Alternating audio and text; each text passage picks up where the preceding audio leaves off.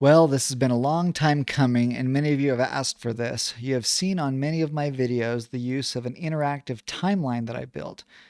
I did this for my own study and to help illustrate a few points in specific videos, but many of you wanted access to the timeline directly, so I began to build it out to what I consider to be a suitable level. I'm now ready to share it with all of you, but my first disclaimer is that this is all my opinion based on my own personal study and nothing more. Second, there are some things in here that you probably haven't seen or heard before, and perhaps they are put in an order or context that you aren't used to seeing. This is not by accident. Most of those are explained in the various videos that I have created, and I have put those videos into the sections within the timeline. So if you have questions about something, watch the videos because the answer is probably in there. If people send me emails asking questions that I've already answered in videos, it's likely that you're not going to get a reply. If you believe the second coming could happen at any time, you can find a lot of evidence to support that. But if you are truly researching the topic, you would also have to ignore a lot of stuff to support your belief. I would invite you to go into this topic of the second coming timeline and more specifically the sequence of events with an open mind.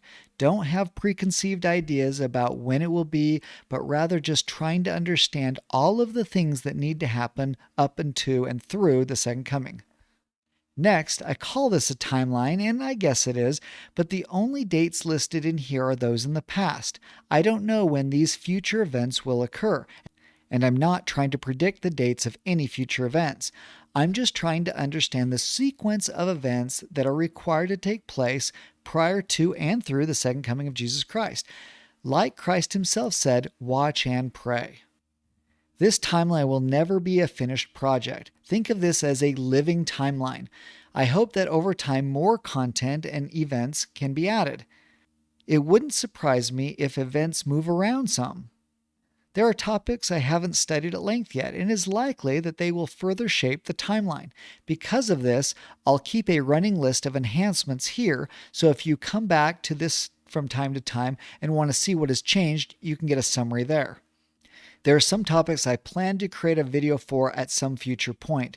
Those are areas I've shaded in gray, but know while they're in gray that they are under construction. Also notice this drill down area here called more important topics. I don't mean additional important topics. I mean these topics in many ways are more important than the second coming timeline. Listen, I know that understanding the events around the second coming can be exciting, but the vast majority of those, while interesting, are not going to get you closer to heaven. Many of these other more important topics will. They are more gospel and doctrine related, and if studied, I believe can bring you closer to your Savior. If I could ask anything of you, my friends, it would be to spend more time in these topics than you do on the last day's topics. Notice these bar lengths. There is a reason the bar is this long. That is how long it had to be to hold the words 3.5 years or 1/2 hour of silence. They are not accurate lengths based on any measurement.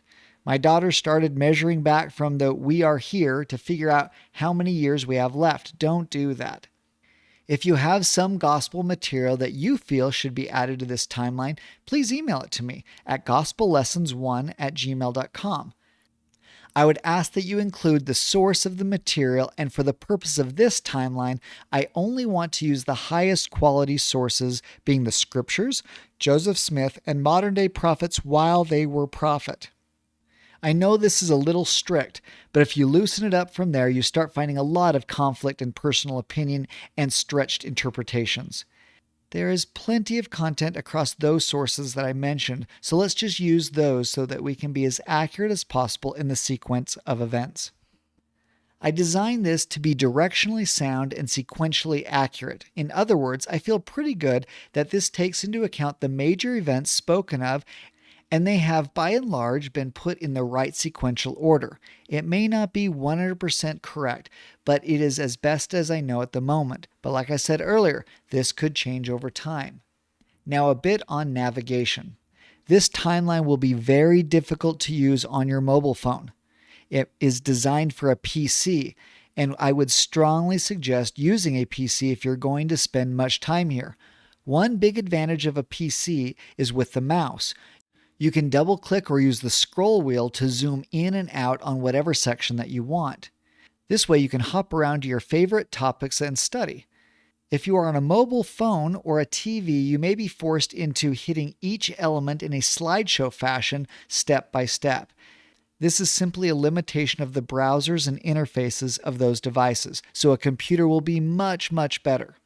This presentation is using software called Prezi. It is a free presentation service available on the internet.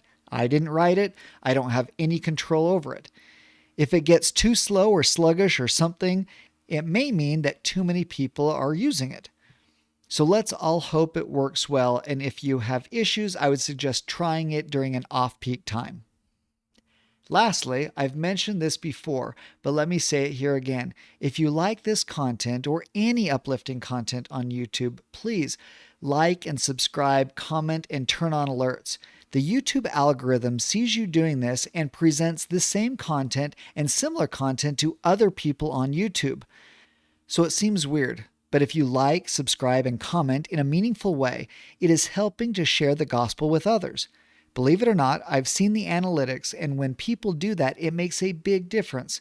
I'm not saying you have to do it on any of my videos unless you want to, but if you see uplifting content as Latter-day Saints, we should try to promote that content as best we can. The opposite type of content is quickly overrunning everything good. That's it. I hope you find it useful. Thanks again for watching these videos.